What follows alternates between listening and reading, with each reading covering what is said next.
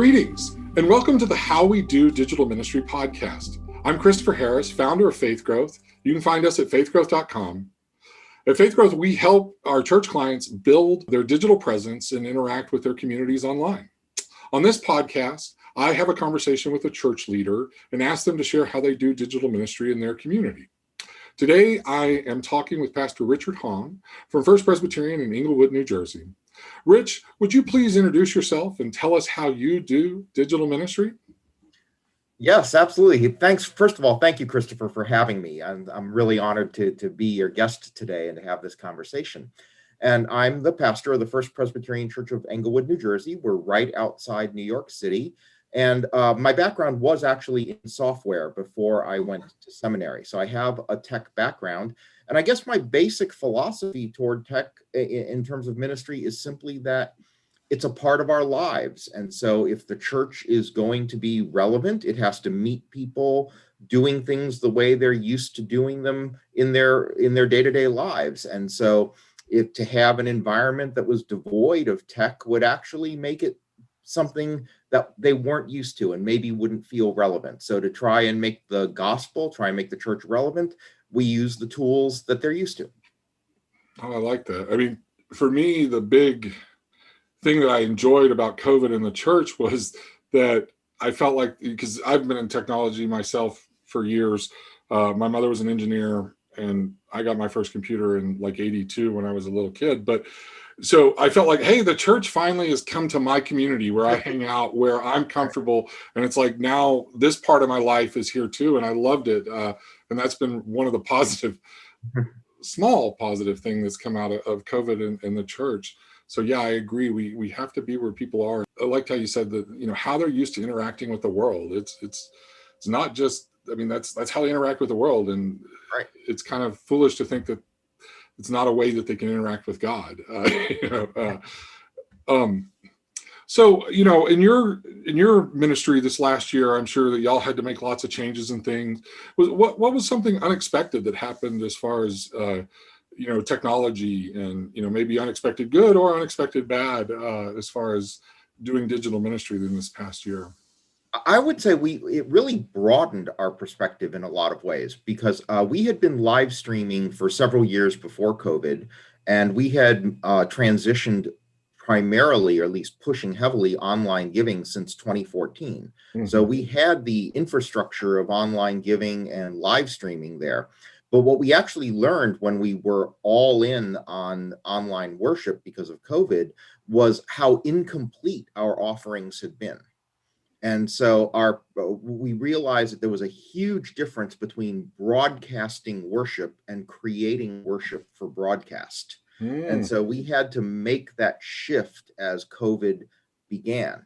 And there were two aspects of it that were really, we never realized how deficient they were. One of them was how important good music would be, and how much harder it is to do really good music in that online setting. And so we've been creating virtually a music video, every week. And that was a thing. The other thing was that our live stream had completely neglected church school. And so as we moved to the full online worship, we had an online Zoom church school, and it's really been cool. Our average participation in church school is actually higher than it was pre-COVID. Wow. Kids don't have anywhere to go. There's no soccer games, and they're seeing their friends. And during this time, the best story from just the last few weeks was one of our families, which was in the United States from Europe on a business assignment for a few years. They got repatriated by their company home, and their kids are still participating in the Zoom church school on Sundays from Europe, which is great. It's a Sunday afternoon church school for them, Sunday morning for us, but they're logging on regularly, and that's just so cool. Still staying connected to their community. Wow, that's important too. Well, it helped with the transition too. To still have those connections, I would imagine. So. Absolutely.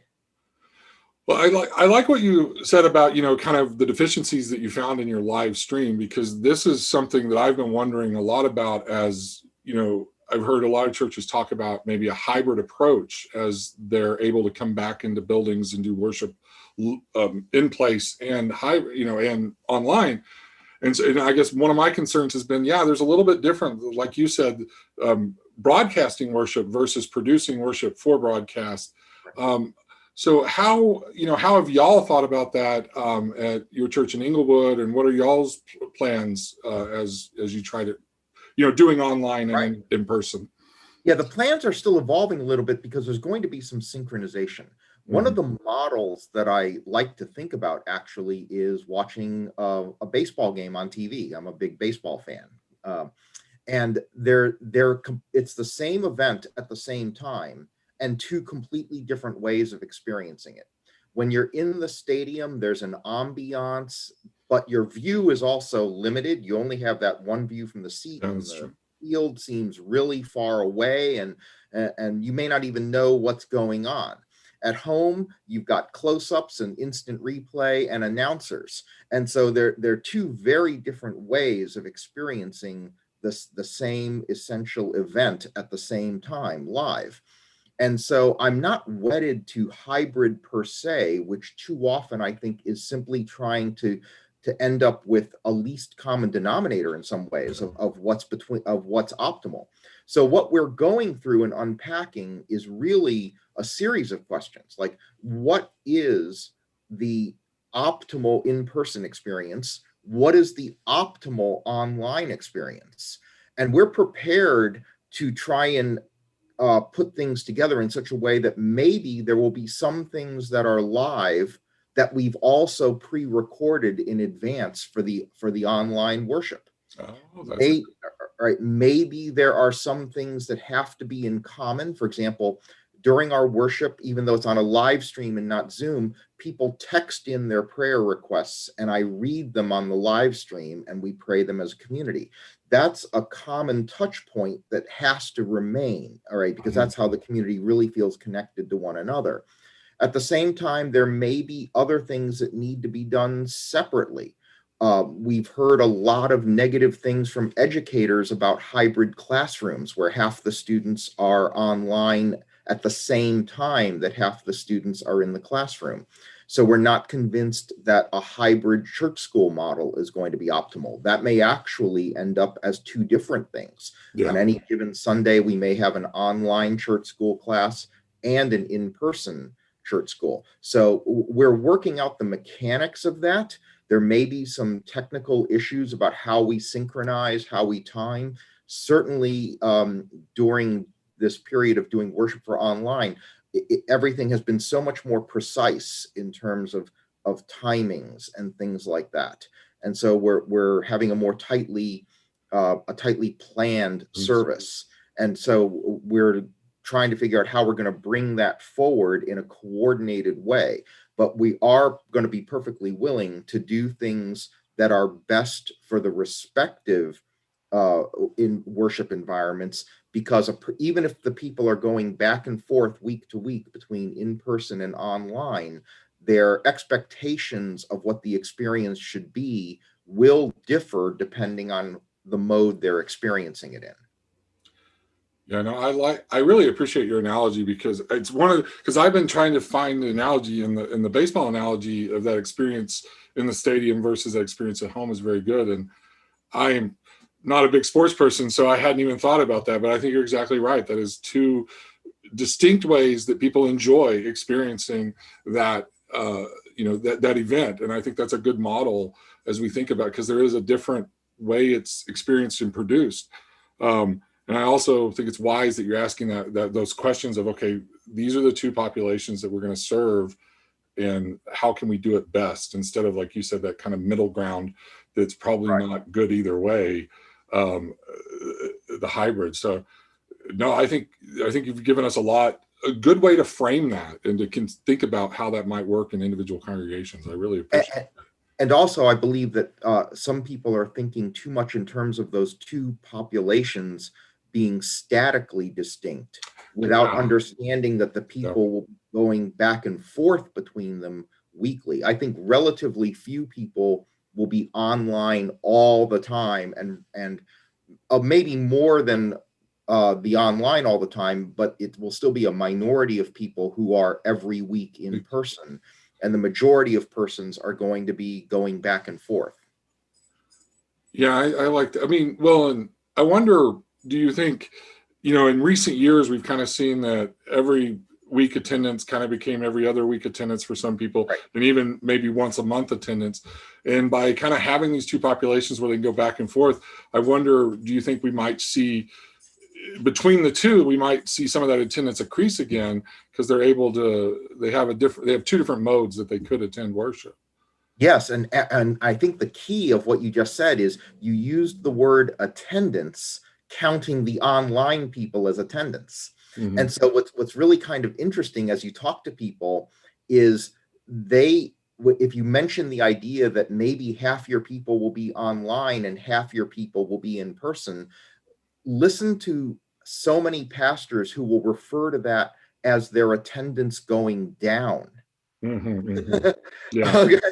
And it's not. If our focus is on who connected with our service, I think our overall connection rate may go up, but Yes. bodies in seats may go down, Um, but weekly connections may rise, and that's the goal. yeah. So we're connecting more. And I think it's also nice because we're less dependent on a physical, bricks and mortar, if you will, to Right. reach that, which quite frankly is a huge expense for some small, I've worked in a small church, but pretty much it was the pastor's salary and all the building maintenance, Sure. that was our budget. And if Yep. we could bring some of that down and still have a major outreach, that's phenomenal. Absolutely. Where do you see any opportunities for individual like technology enabling individual congregations to maybe be easier for them to collaborate and do things together? Oh, yes, I definitely think that there's ways for congregations to share resources online because people can actually participate in things together at a distance and without the travel. And so there are all kinds of ways to have new and interesting collaborations that happen. I also think that a lot of those collaborations may end up being interest centered because there will be a lot of ways for people to connect with one another around a shared mission objective, a shared cause that they believe in. And so I think that the online world creates this ability to have a broader geographic reach, and that also allows you to connect with other persons who share your passions in an interestingly meaningful way. That's a good point I hadn't thought about. I like, yeah, the individual passions around ministry. I mean, because I'm kind of thinking about different mission opportunities is what really popped into my head and how you could start working on, because sometimes maybe there's only one or two of you that really want to serve XYZ mission at a congregation, but now you could be partnered up with people around the world for that matter, if not other Right. countries or other churches in your own denomination or even outside of your own denomination. I think that's a really good point. Which kind of leads into one of my questions. What does the church look like when it's not based around geography, like we've just kind of evolved into now, very much, a building located at, these two cross streets. Yeah, it's really kind of an interesting. There are so many interesting possibilities around what happens. One piece of it, though, becomes the idea that if the congregation isn't based around geography, a fair amount of the congregational life becomes decentralized, and so the church has to learn to communicate mission and vision a little more conceptually than concretely. And so, for instance, in my church or whatever, in most local churches, you get involved in a mission and somebody arranges, let's say you're going to you want to help the community, so you arrange a habitat workday. And so you call your local habitat and you find out that they have a availability 3 Saturdays from now for a crew to come in, and you publicize it in your congregation and say, hey, y'all, you want to do something great for the community? Y'all meet us here at this place at 9 o'clock on that Saturday. You sign up. And so we've kind of defined the practice of mission for people and they just participate. If you're decentralized, now you just have to plant the concept of service, the concept of mission, Yeah. and people are going to have to figure out and actually have the initiative to seek out and serve how they can in their context. And there's less of a centralized role for that for the church. So it'll be a little more challenging to think about how you uh, inspire more than just create this practical Lego set for people to put together. You've got to actually be more inspirational and conceptual. Yeah, you get them inspirational enough that they are starting to take that first step. Whereas if your example of the habitat, you're kind of helping that first step of getting it organized, and then they can show up. But now we need them taking that first step where they are in the world. Right. Yeah. Oh, yeah. That does change the dynamic of leadership a lot. Well, and that's kind of one of the things I thought about technology, or I was discussing with someone last week, was that technology enables a lot more connection, but it also, some of us just relying on, kind of, we'll get everybody together and we'll figure it out. In other words, we have to be more prepared, I think, online. Like, Right. I'm going to make email sequences that will automatically launch and this and this. Whereas before we could just say, hey, we're going to do this. Oh, some people are interested. Okay, let's figure it all out.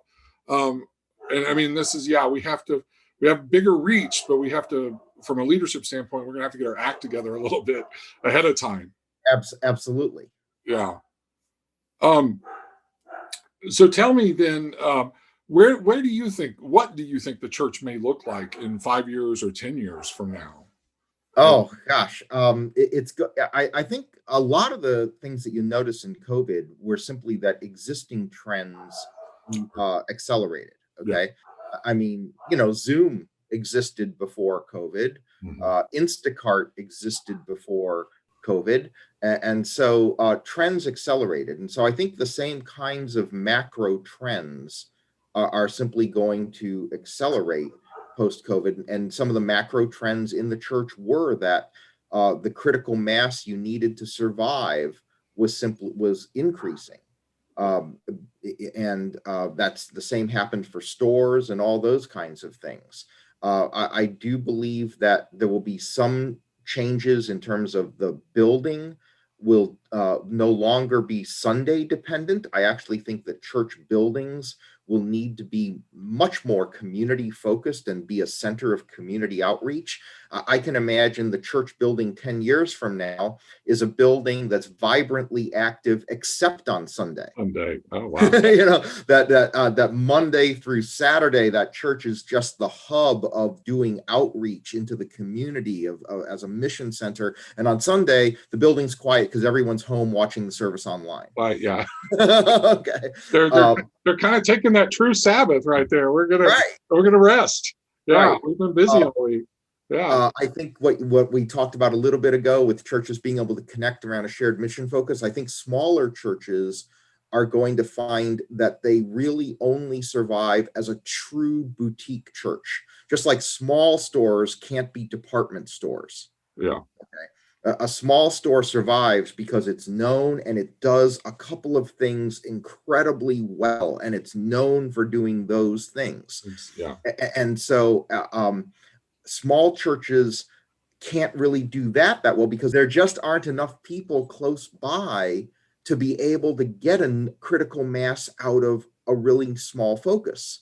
But if you're not geographically based, you might be able to do that. You might have a church that's laser focused on a particular mission emphasis, a particular aspect of serving the gospel, and they can now draw from a larger area so they can survive doing that. So I think that'll change. I think church planting is going to change. I can imagine church plants starting entirely online. Yeah. No more renting a movie theater, no more renting a church at 3 o'clock in the afternoon. Just get out there and start putting messages out, putting your particular, focus out there. And I can see a church plant beginning completely online and not getting together physically until they've got some kind of critical mass. Well, yeah, that really does change the model that we're used to, but it seems like it's in a lot of ways would be easier and more sustainable once you reach that critical mass. And then, okay, now we're going to worry about buildings and all that. And yeah, no, I like that. There was something else that, we were talking about kind of the boutiques and focusing on laser mission that it made me think, because one of the things I'm always looking for is, because I think even though the technology is a little bit different, but I think a lot of the theology and a lot of the basic teachings still inform in this new world. And it kind of made me think of some of the monastic traditions. I mean, they were doing something very, usually we're gathered around a very unique, specific rule or call of service. And so in some ways, we have a little bit of a model of what, a laser focused church could be. I mean, not a full-fledged monastic community necessarily, but we do have I guess to me, it's exciting to say we actually kind of have a history of not every church looking and being this way, and that there was subspecialties in our history, but we haven't necessarily recognized that in a while, or we've seen a lot of monastic communities kind of just grow old and but this kind of gives it a new phase or a new way that we can live out those specific, I don't know. This is kind of where I took what you just said and my brain just went in this direction. So I'm still kind of processing that, but I don't know. I love that. I think we can turn, just because it is new and it's a little different, but our history and our, where we came from, and our scripture, it still informs this moment and informs how we interact in these new spaces. And so for me, that's major hope, even when we don't know exactly what we're doing, Right? Because we're trying to figure it out. What is an example that, so outside of your church, because I think y'all are doing some exciting things, but what's an example you've seen another church, their digital ministry that you just really like and would like to uplift for other church leaders? Oh gosh, it's really interesting. I'm just watching all kinds of different churches try and handle the problem differently, and how they're moving in different directions. I mean, I've always been a big fan of Andy Stanley and North Point, and I've watched what Saddleback has had to do, because in Southern California it's completely shut down. And I think what's been interesting is mostly their willingness to rethink what they do. How much music should there be? And then pivot. For example, at North Point, they were doing for a while, they were starting sermon first and then music. So instead of the typical worship set followed by the message, they were starting with the message and then doing the worship set. And they did that for a little while, and then they stopped. And so they were basing their decisions on data, on metrics. They were looking at how long people were watching, and they were seeing some fall offs after a certain amount of time. And so they switched the order of things. And so I think the worst thing that people did was simply say, okay, how can we make 2020 online look like 2019 in person? Yeah. Okay. And no, instead of sitting there saying we're just going to see what's the best form for this moment, and then moving forward, beyond COVID, it's just got to be that continual question. What's the best form? So I can't necessarily say that I have a model that I saw that I'm like, oh, that's it, that's the answer. Rather, the model that just stuck with me was, oh, I see a church that's making changes. I see a church that is doing something differently than they did a few months before in response to what they're seeing. And that to me is the model. It's the willingness to shift, to change and try. Yeah. Like what's going to work best. So, let's try this. Let's evaluate it against what we're hoping to accomplish. And then we can be agile, if you will, and course correct, or try something else. I think that is the best wisdom that we can offer churches right now, is like, we're all kind of learning, but we have to try. You have to get started, you have to try, and then adjust. So, and I think we're gonna have to leave it there with that wonderful bit of wisdom. We have come to the end of our time. Unfortunately, it happens way too fast always. The timer counts down. But I want to say thank you, Rich, for being with us today, for being our guest on how we do digital ministry. I'd like to invite all of our listeners and viewers to subscribe on YouTube or subscribe on Apple Podcast or Spotify, whichever podcast platform you prefer. Subscribe. Rich, please tell our listeners how they can find you and follow you online. We're FPC Englewood on Facebook and on Instagram, and so we invite you to catch up with us there. I also do a 90-second sermon every week, and you can look that up on Facebook, 90-second sermon, and it's just another way we've been doing digital ministry for a long time. I think that's a good idea. We'll have to talk about that another time, though. So thanks again, everybody, for listening today. We'd love to connect with you in other ways. We have a private Facebook group called How We Do Digital Ministry. It is a place where you can carry on this digital ministry conversation with other church leaders in between episodes. So if you're not already in that group, there's a link in the show notes. Click it and request to join that. We'd love to have you in there to continue this conversation. Great. So I want to say to everybody, peace and blessings. Thank you for another great episode. Thank you, Rich.